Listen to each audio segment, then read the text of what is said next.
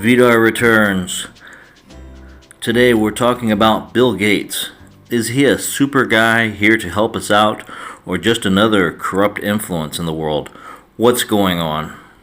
Evil forces are any individual or group that promotes false narratives, actively works toward harming our community, or increasing degeneracy in our community.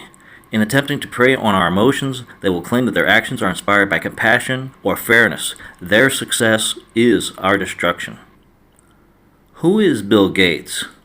He's an American entrepreneur, surely best known as the co-founder of Microsoft and the Microsoft Windows operating system. He is currently the second wealthiest man in the world, worth around $90 billion. In reaction to the coronavirus, this year 2020, Gates has gained popularity among the public in a new way, as an advocate of global health and mandates. Though this isn't entirely new to Gates. In the year 2000, he created the foundation now known as the Bill and Melinda Gates Foundation. This foundation represents Bill Gates' values. From the foundation's website, quote, "We focus on improving people's health and well-being, helping individuals lift themselves out of hunger and extreme poverty," end quote. Well, this statement seems to have positive things about it, at least on the surface. Gates is about improving people's health, and that's great. We absolutely need to be working on having healthier offspring and leave the next generation in a better place. Strengthening in health with every generation isn't just a goal, it's mandatory for our evolutionary existence. Also, thrown into their foundational statement is this obscure word, quote, well-being.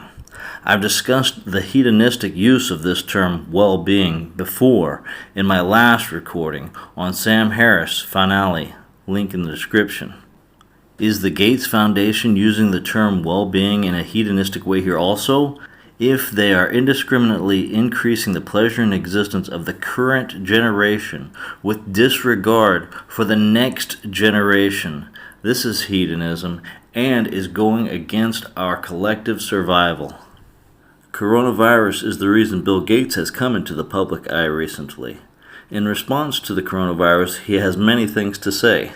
Let's check out some of the words directly from his mouth. Do you think there should be a national policy? Absolutely. As long as people are moving around within the country, we're all in this together.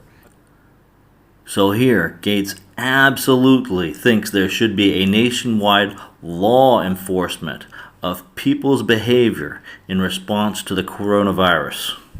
Well, the very first thing is the social isolation, so that the number of contacts outside your household is minimized. And washing your hands, distancing as much as possible. Okay, depending on the severity, we could accept that as a first step. Someday we could encounter a pathogen that kills half of all people.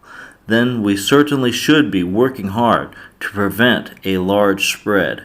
A pathogen of such severity could be used as a weapon of mass destruction, and we must protect ourselves from it. In the short term, a lockdown could be an acceptable course of action. Early reports of the coronavirus indicated a fatality rate of 2%, 3%, 4%, and possibly higher. Were we lied to? What's the real percentage? Mr. Gates? As bad as it is, it looks, if you have reasonable treatment, to have a 1% fatality. So now we are down to 1% fatality rate. And new studies are actually coming out daily that the fatality rate may be lower than that. Let's think about this logically. If the fatality rate is that low, why are we talking about home lockdown? This is completely unprecedented. But okay, let's suppose that the virus was far more deadly, and we agreed that this warrants a lockdown. Then what is the long-term proposed solution? Yeah, our foundation works a lot on diagnostics and vaccines, and understanding how to make new vaccines, make them in large quantity. That's what we're doing all the time. Okay, vaccines or drugs are fine. They're a great stopgap measure to prevent valuable individuals from dying in the near term. But what about a real solution? We need to recognize those people who exhibit natural immunity to the virus and encourage those individuals with those superior genetics moving forward into future generations. What's the plan for that, Mr. Gates? I've talked to the head of the pharmaceutical companies. We've talked to a lot of the agencies, including CDC and NIH, about how we work together on the vaccine and the drugs. Right, we got that part about the vaccines already. What's the long-term solution so our children are born healthy rather than sick, so they don't have to suffer and be dependent upon drugs and vaccines? The ability to make the antiviral drugs, to make the antibodies, to make the vaccines. So it's risky, but it's so important to get not just hundreds of millions, but literally billions of those vaccines.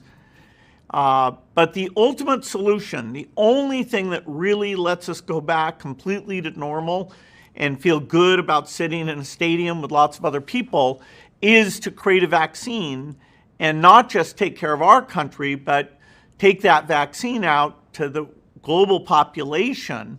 So we'll have a lot of unusual measures until we get the world vaccinated. 7 billion people.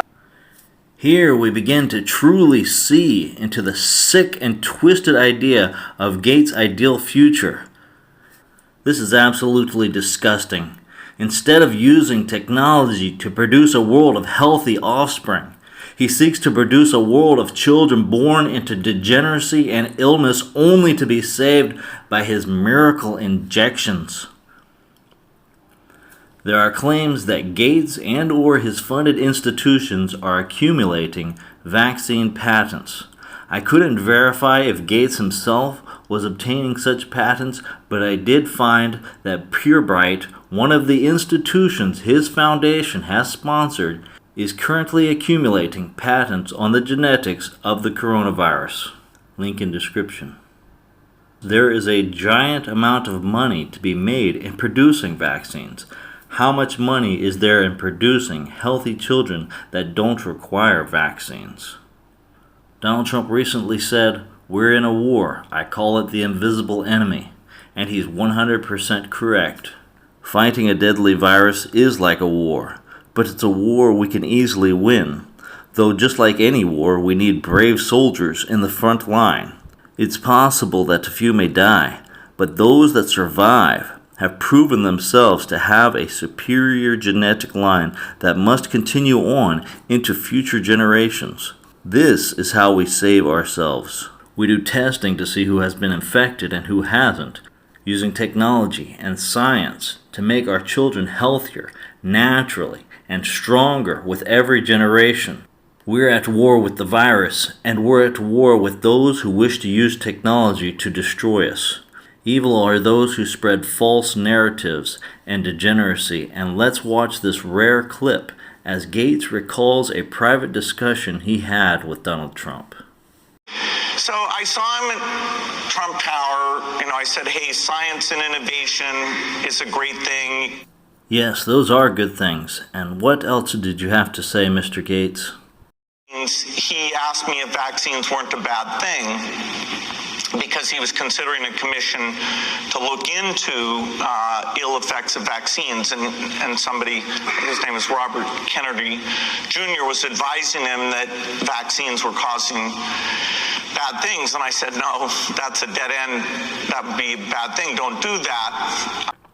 Wow, and there you have it. In the first breath, he states, we need to be scientific.